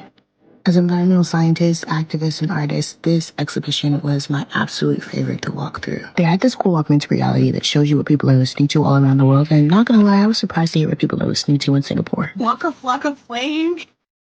Next, we stopped by the Nathaniel Mary Quinn Echoes from Copeland exhibition. You guys are gonna have to check this one out yourselves because it was really good. Our third stop took us to the Lincoln Glen Gallery to see the slow unfolding abstract art by Fidel Zuba. Finally, we toured A Distance for All, but A Distance from No One, a solo exhibition by Susan Shuei. The exhibition explores the quiet, collective state of distance and isolation, which I thought was an interesting theme to consider, especially here in New York City. Afterwards, we grabbed lunch at the Chelsea Market, and I got called out for having my phone out. You left that phone. I left this space feeling so activated and connected, and I realized that community is what I've been missing and what I need to get out of this creative rut. Shout out to Havo and the Afro Visionaries. See you next time I'm in the city. You might have to find some other intentional way to stay. Yeah. You're gonna write letters, carry it. This makes me definitely want to start hiring people, especially for the event stuff, because when I am hosting the event and also trying to document the event, it's a lot. So I missed out on certain aspects of this trip that we went on because of that. So I think for the next one, I'm gonna see if I can get somebody to like record and do shit with my equipment though, like because I have my own stuff. But yeah, this was amazing that she put this together. Shout outs to Mary. You can follow her on Instagram, Mary Poppin with 2 N's.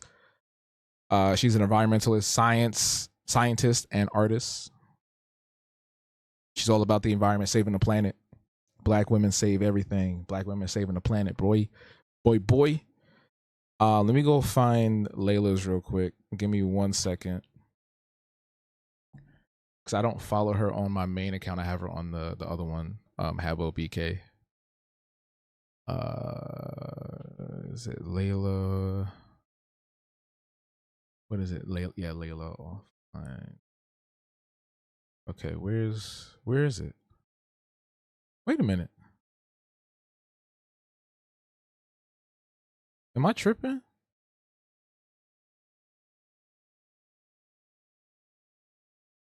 Wait a minute.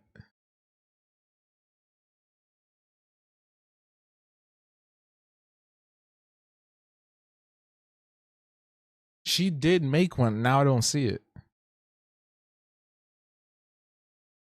I'm tripping. Hold on. Let me see.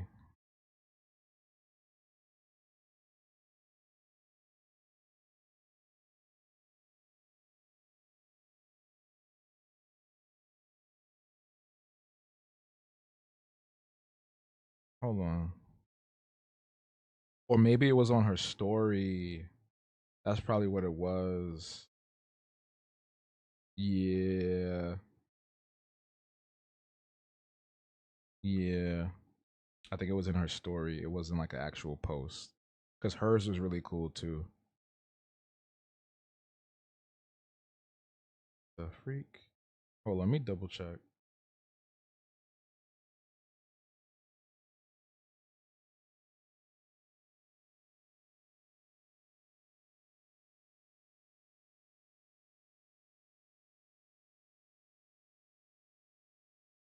Unless it's not on her grid. Okay, no, so it's not on her grid. It's not on the this grid thing. It's on the real section. Sorry, I'm not tripping. All right. All right, so we're gonna look at hers. Hers is really dope too. I liked it. I liked it a lot. Yeah. Yeah, you remember back in the days when you used to rock waves and shit? When like, yo, I had the fucking 360s, my nigga. Like nobody in the hood was fucking with my shit. And that's real shit. Since 9-5, mama been working 9-5, and I know the landlord. I just realized my video is gonna get, the stream is gonna get flagged. That's licensed music. My bad. I just realized that.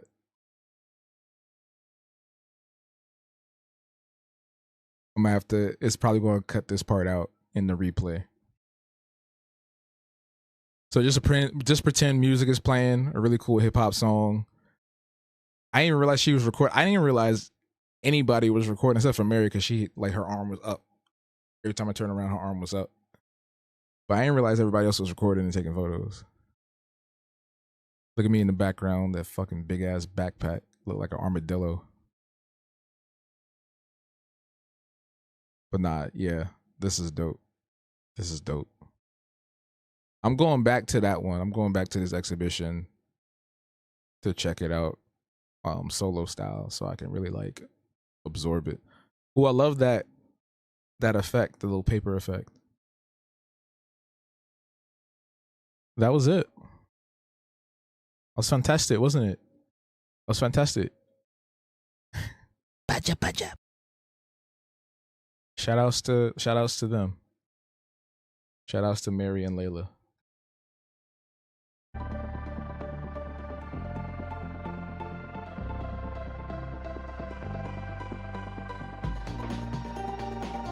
Where was I at? Oh yeah.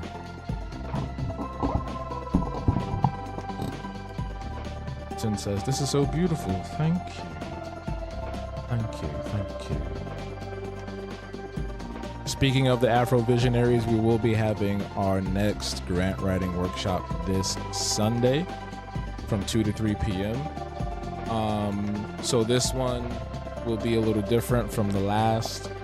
It's going to be more group oriented and kind of just more writing, chatting, strategizing and whatnot than just me just kind of like talking at y'all, talking at everyone.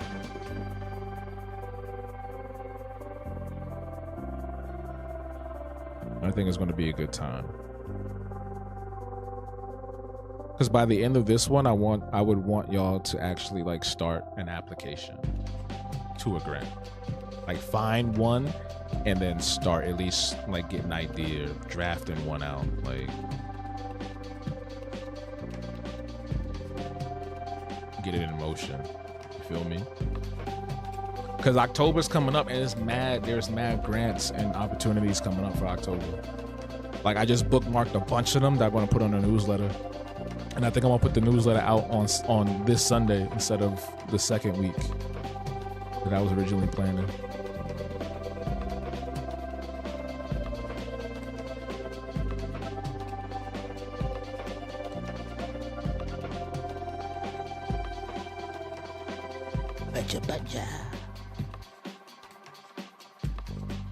Baja.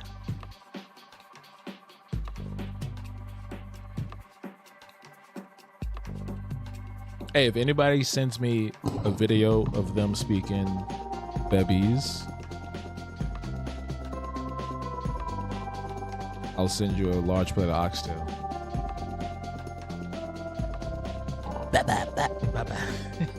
Baba guide me. Baba. I don't know where that came from. Baja. This is Nanette Rufaya in the chat asking, who is this? Harpo, who this woman? That sounds crazy coming out of the accent, right? Harpo, who this woman? Harpo, oh this woman. Oh, Who is she? That's Nanette, is Epic Ethel's best friend, day one bestie.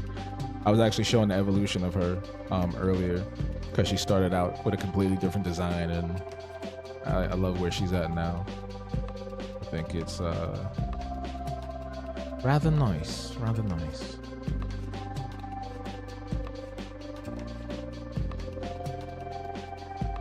What we gotta do for the oxtail plate?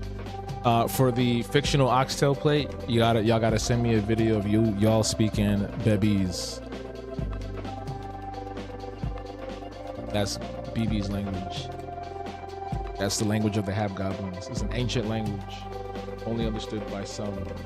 Oh, what's this mean? Oh, the whatchamacallit went out. Okay, well, we didn't make our goal for tonight, which is fine. I forgot it was on a timer. We didn't make our goal for tonight. That's fine, but we will try again tomorrow. Because if we do this is legitimate though. If we do get 15 super chats that are $2 each, that's $2 each. If we get 15 super chats, I would do an art giveaway for a person in a chat. I'll send you something physical. And I also did mention that the folks that won the giveaway from the birthday stream, I'll be working on your stuff literally tomorrow, and get it out by this weekend. So I will be doing that. She looks like she would give amazing tarot readings. I've met some really interesting folks on TikTok that do tarot. There's a lot of tarot people on TikTok. I met one in person. I met a person from there, from the TikTok lives.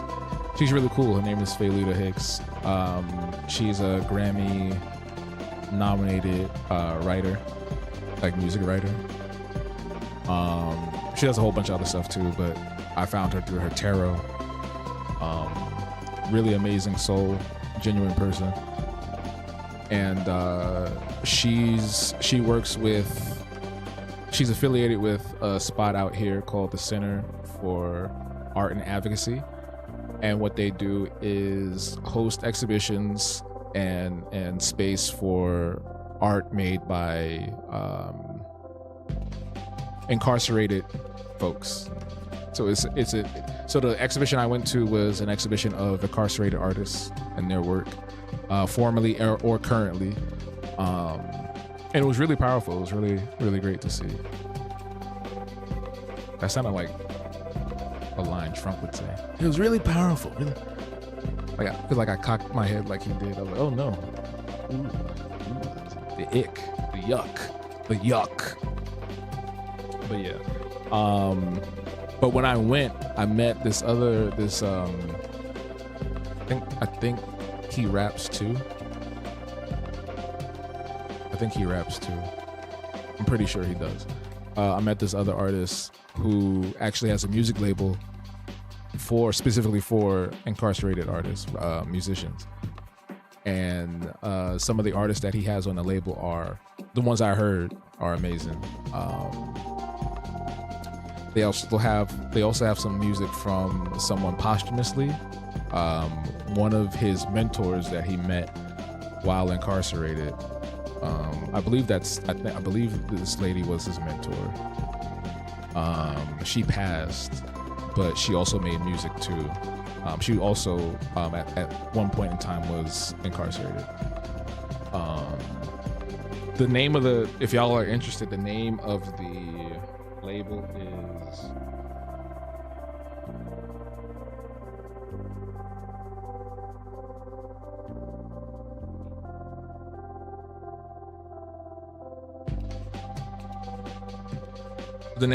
is Freer Records. I'm gonna type it in the chat so you can see it spelled correctly.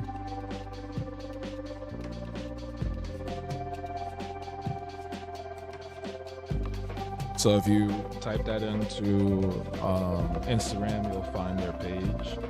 I don't know if they have a website yet.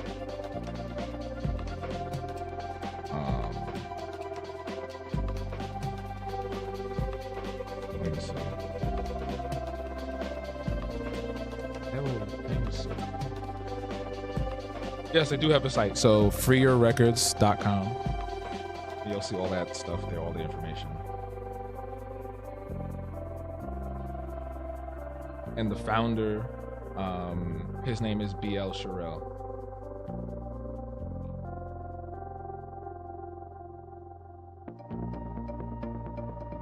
So it's a non-profit record label for incarcerated rappers, musicians.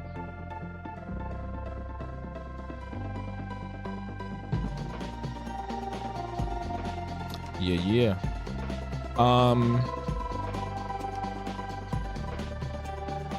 Yeah, of course. Yeah, check them out. Check out the label. Check out BL Sherrill. There's tons of people that y'all should definitely check out that I know who are doing amazing things for sure. But we've been on for 2 hours. It's 10 o'clock. I didn't realize we was on for that long. We did make some good progress here, so I'm not upset about that at all in any way, shape, or form. We had some good conversation. Some of it was a monologue, but it's all good. We will be live tomorrow night, so don't worry if you didn't catch the full experience. You can do so again tomorrow night, same time, same place. But for now, we're about to wind down for the evening, and we're going to go over some things that are coming up for the weekend and for the month of October, now that we are finally in spooky season. Okay.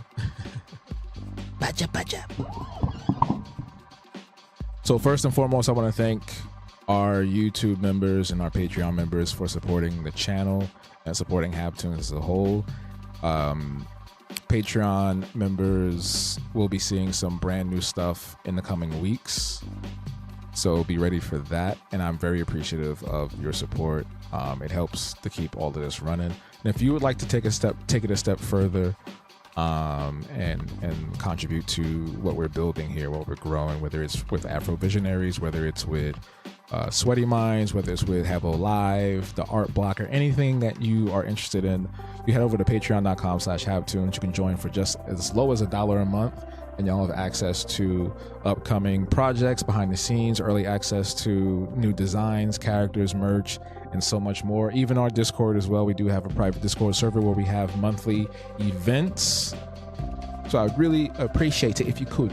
If you can't contribute, or you don't want to do a monthly thing, that's absolutely fine. We also have a coffee page, ko-fi.com/Habtoons. All the links that I'm talking about are pinned in the chat. Habtoons.com/info has all the links I'm talking about. And if you can't do that, or you don't want to do that, you could just share those pages with people that can. Pay it forward, send it forward, So anyway, this Saturday, art exhibition closing reception. The closing reception to my recent art exhibition with Magnolia Tree Earth Center is this Saturday, October 4th. This Saturday, October 4th is the closing reception to my recent exhibition with Magnolia Tree Earth Center. So come through. It's from 4 to 7 p.m. Have a blast with the artists. Come through and just, have a good time. Celebrate Black art, celebrate the neighborhood, celebrate Bed-Stuy, celebrate Patty Carthen, celebrate the center, celebrate the legacy of the movement. And any work that is purchased, part of the proceeds will go to the Magnolia Tree Earth Center, as they are fundraising to get a boiler for the winter time. It's going to get cold. It's going to be brick. If we're lucky. I mean, the planet's heating up like a bad burrito in the microwave, but they need that boiler. So come through and have an open heart and open wallet, if possible. Buy some artwork or donate directly to the center itself. Then Sunday, October 5th, from 2 to 3 p.m., our grant writing workshop, the second ever grant writing workshop. The first one was a success. It was great, fantastic. And I'm excited to have and host the second one as well. Like I said, it's going to be more interactive, more group oriented, and more forward acting, proactiveness, whatever word you want to use. I'm losing my train of thought here, so forgive me for repeating words or saying things that are nonsensical. And in addition to that, here is the October event calendar. So here are all the events as of right now that are happening throughout the month of October. After the Afro Visionaries Grant Writing Workshop, we have our game night on the 12th. On the 15th, we have virtual drink and draw. On the 17th, we have movie night. We're watching The Blackening And I highly recommend, especially if you Black, come through and watch this with us. It's going to be an awesome night because I plan to have a little discussion afterwards. I would love for us to talk about the movie and how it kind of delves into stereotypes and restructure them to, make the movie the way it is. Then on the 18th, we're doing our next in-person field trip. We're going to Mokata. It's a museum, a Black-owned museum right here, downtown Brooklyn. Yeah, we going to BK, baby. The other trips, we went to Queens. The other trip, we went to Manhattan. We went to the city.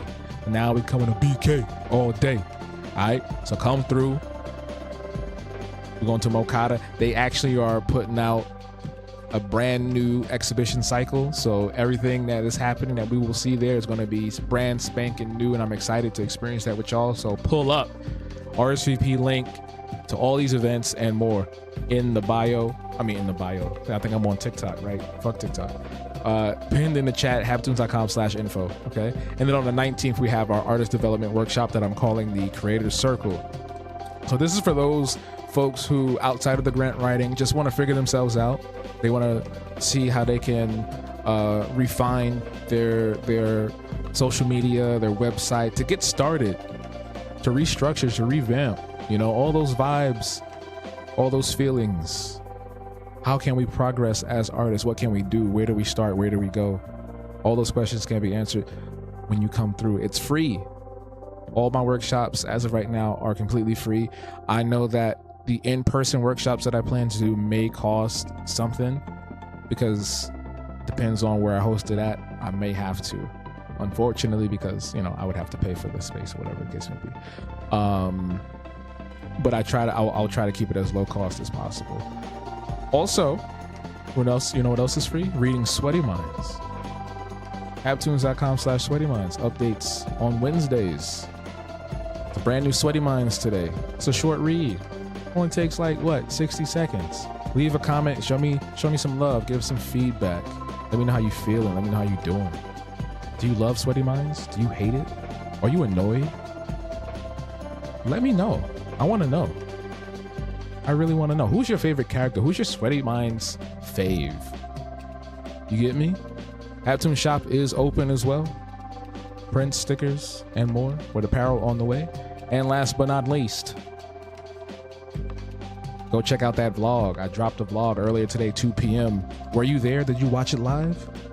Well, if you didn't, you can watch it now right after this stream. It's only 20 minutes long. It's less than half an hour. And it's deep dive into what we did on that day. All the exhibitions, all the fun, all the banter, all the artwork. It's a good time. It's a good time, man. It's a good time to be alive. It's a good time to be a Hobgoblin. Yeah? But yeah, man, we're going to get up out of here. I thank you all so much for coming through tonight and hanging with me. I'm glad y'all are rocking with the Monday through Thursday schedule. I think the 4 days works pretty well. And we'll try to mix it up here and there too with different things to do at night from time to time or during the day. I don't know if you got the newsletter. If you're not signed up to the newsletter, you should be. But I did mention that I want to start doing some IRL streams. So those will be happening sometime soon. Yeah, man, we evolving, we leveling up. I'm him. We back. Y'all don't know about this Habbo. This Habbo existed before COVID, before Twitch, before YouTube. So we about to.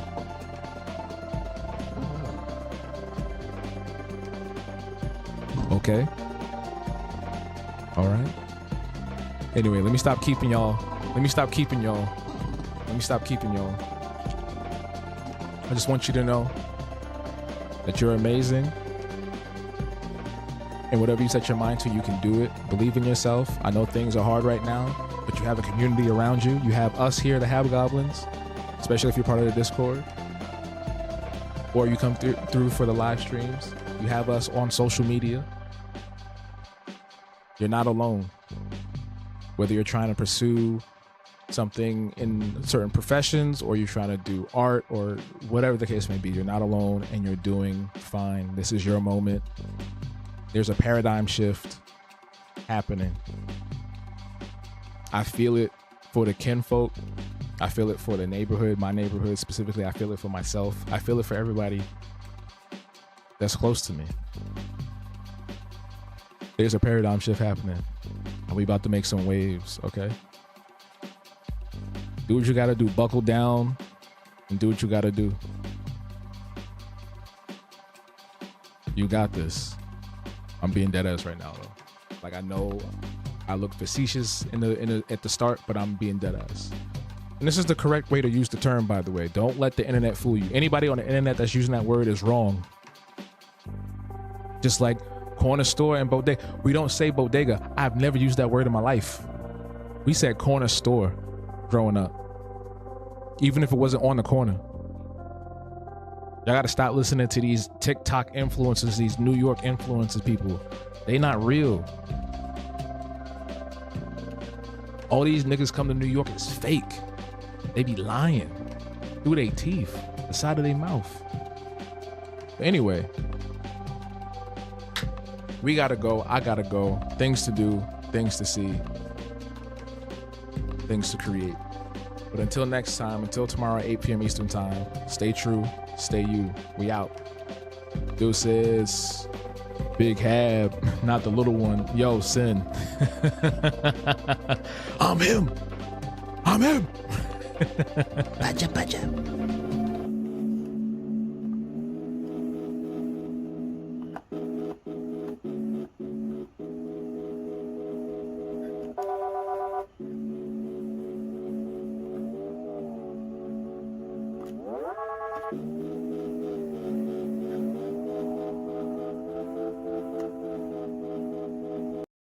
Autobots roll